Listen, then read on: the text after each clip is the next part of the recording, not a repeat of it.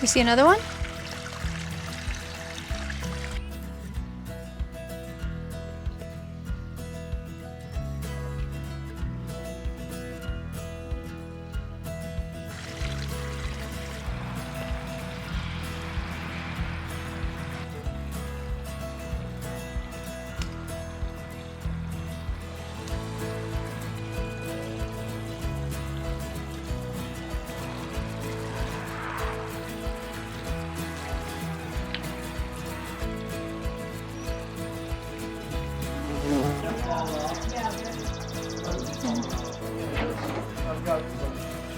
Well, no, I'm not going to screw it up because... Hey! How you doing, dear? Good. Yeah? Look at the wood. No, I see that. Great. What I'm is excited. That's from the flooring. So we can use this on the bottom. I don't know if he's using, he uses that when he cuts, Brian. Those are his. Well, then I'll grab something out of the garage. We have stickers, Bri. No, I know, but something to put on. We have 2x4s in the garage. Bottom to keep it up. Hey man, I saw pictures of you on a tractor. We got wood in the garage. Did you ride a tractor? I mean, we set a few pavers out. We just set it up on the paver. Yeah, was it fun? Did you have a good time? Did you share your waffle? He did. He came in with Jeff and he gave Jeff the waffles. Jeff took one. He's like, here, we'll split it. And then he did. And then like Jeff's working. Manny goes up, opens, and eats the rest of them. Oh, so Jeff never even had any? One. Jeff had one. Jeff had one with them. And then, but he said Thursday's their waffle hot dog day. Yes. Yep.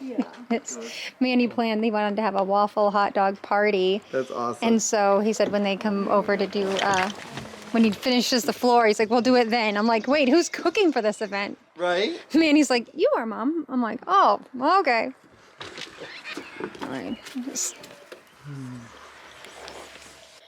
So today was a long day. I think by 2 o'clock at night, I felt like it was probably time to make dinner and get ready for bed. I don't know. It was just such a busy morning. We got up and just had things going all day. Mitch and Manny went to go get wood for our garden boxes that we're gonna build. And he actually filmed while he did that. I had the camera with me because I had intentions of filming and I never did. And so he got a bunch of footage on his phone, but it still looked like they had fun.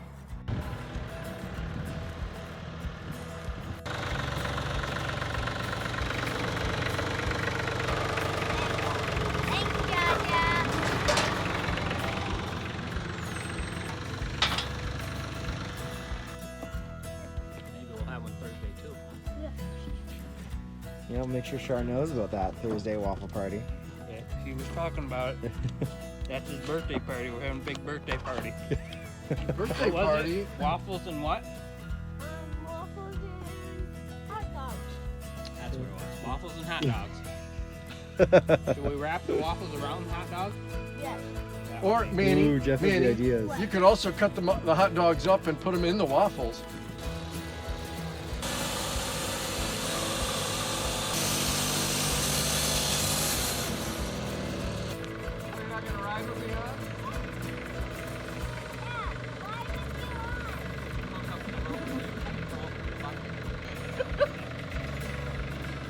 They had to trim like a whole bunch of trees like along the side of it, so he wants to cut it off. But he cut a branch and the branch fell on all the roofs and dumped them from like 10, 15 feet.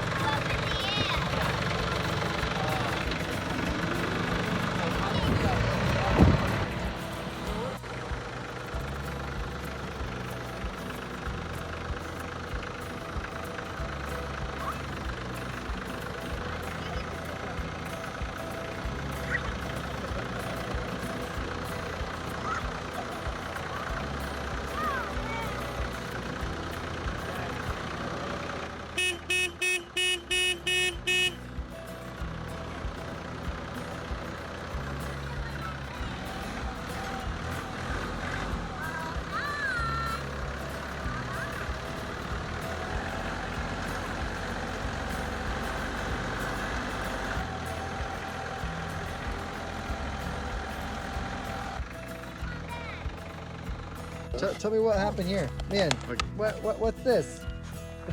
Oh.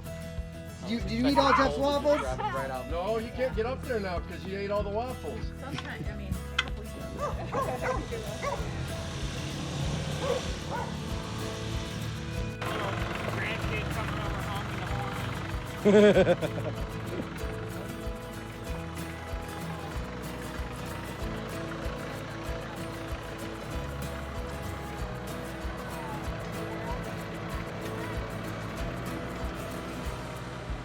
I want to get on. Well, you might have missed it.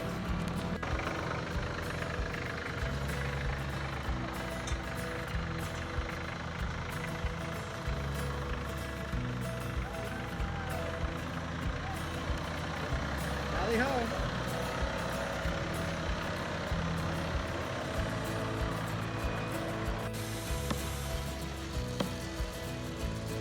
Pay attention where you're hitting, okay?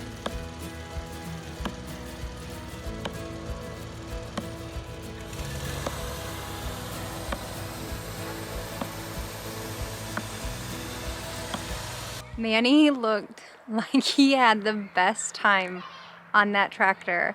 He really did. While they were there, my mom, my sister-in-law, and I went to a breakfast at our church. They had a women's breakfast that the women's ministry had put on, and there were like, I mean, there was probably 100 women there. Just all ages of women, and it was really fun. It was nice, and they had a guest speaker, and whoops, some wind. I really hope that wind isn't coming through on here too much.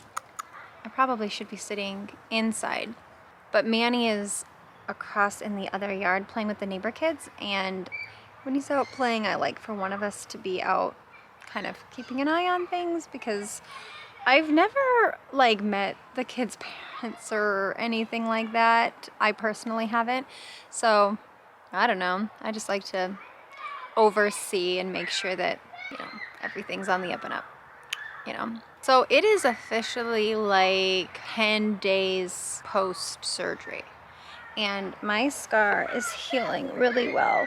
I have a Band-Aid over this because I'm still numb back there, and I thought like I had a piece of dry skin or something, and I was like, what is this? And I pulled at it, didn't realize like I pulled part of a scab, and so it was bleeding a lot. And so we put a Band-Aid on there because I didn't want like anything to get infected, but like it's looking pretty good. It doesn't look like this just happened. I don't think this looked like it just happened a week ago, you know, a week and a half ago. I feel like it looks much older, way more healed. I've been rubbing like coconut oil into it every day, and just keeping it clean, and it seems to be really helping with scar formation. So I feel like looking straight on, I feel like you can hardly tell that it's there. I mean, you can see it, but it's not really, I feel like it feels really raised, and like when I move my head, I feel it so, like it feels massive on my face, because I think I still have a lot of numbness, and it's weird, but I know like it doesn't look massive. I was gonna try to get Mitch out here. Let me see what he's doing. Hey Mitch? Yeah. Oh, I was gonna see if you wanted to come sit outside with me. Sure. You can bring the plate and the... Yeah, and I was gonna talk a little bit about the women's breakfast, but I figured I haven't even talked to you about it, so... Oh. Thanks, dear. Come. Because I didn't film at the women's breakfast. I was going to. Is he in there jumping? Yeah. When did that...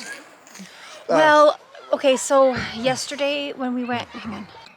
Now we're eating nachos. Yeah, dude. Well, they're just tortilla chips. I melted some like cheese on them, eating them with salsa. So I don't know. Call that nacho. I will. You don't think the wind will pick up on here much, do you? Uh-uh. A little windy? That's what a little wind socks for.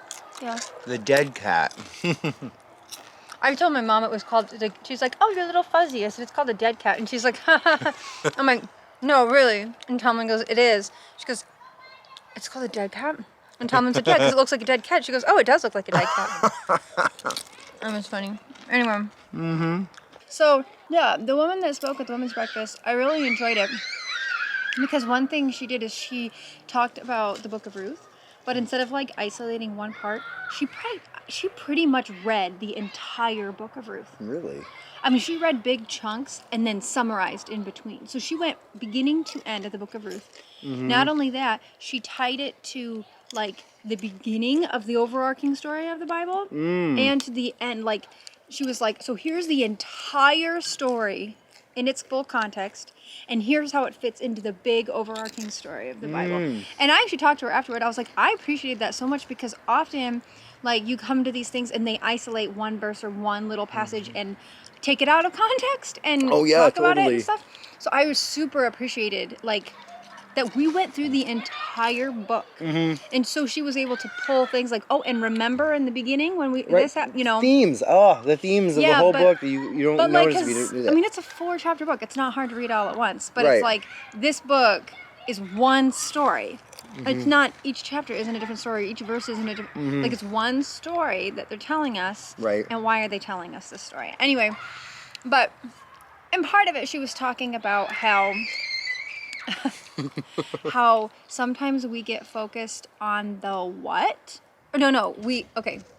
There's a what and there's a how.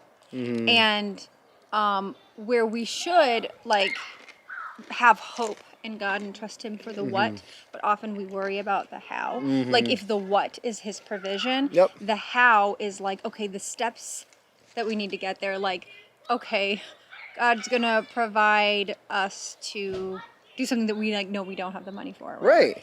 And the steps of how are where we have to just, that's where God does miracles. Right, exactly. That's where God works, is in the how. And I was like, you know, I do that though a lot, like Worry about where the how? I stress about the how. And I'm like, no, I do believe that God is gonna take care of the what. But I often feel like, okay, but what do I need to do to take care of the how? And that doesn't mean that like we just sit back and do nothing. Right. Like, but I think I probably need to spend more time praying for wisdom in the steps I need to take for the how.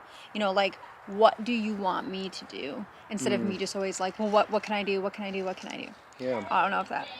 Yeah, well, here, I was just thinking at that time, it's like kind of like back when we were in New York and we were serving in ministry there, how it's like we... Right in front of it. Oh, yeah. We would do our budget, and we're like, no, this isn't happening. And then every bill got paid. Right. Or even like when we were adopting Manny, Right. it was like, we cannot afford an adoption right now. Nope. Like, we could hardly afford just life in general. It's true. But I really believe the Lord placed him in our laps at the time he did, and I was like, and in that circumstance, like, I was like, I don't know how this is gonna happen, Right. but I really believe that this is God working, and he's gonna make it happen, and he did. Right. Like, miraculously, we didn't go into debt for any of that. We were able to like pay for the whole thing. Yeah, even down to a guy at our church pushing for us to get life insurance, and that was the key thing that actually let us that allowed us to adopt. But right. I just mean like providing the money at the time. Right. It wasn't like we got a check in the mail that was for the exact amount or anything bizarre like that. Some of it was just providing us opportunities to make extra money here and there. I mean, people were generous as well, but yeah, like I've seen God work in the how so many times. I have no excuse to not have hope, have my hope be secure in what, in his promises. So like, I have no excuse but for that. It's so common for us all to see that many times, just like the Israelites who saw it, you look at scripture, and then still turn to their own thing. It's so easy for us to do that. We want to define what is good for ourselves rather than trusting that God knows what's good for us. It's true. Because what I would think was good for me, like if I were to write my own story of what my good life would look like, it would look very different than the one God has written. It'd be very easy. God's version of my story, or God's version of, you know what I mean? Like the story God has written for me is good. Not because I feel like it is all the time, because I know it is, because he says it is. Right. And he's good. So. What's that? You want a nacho? Have one.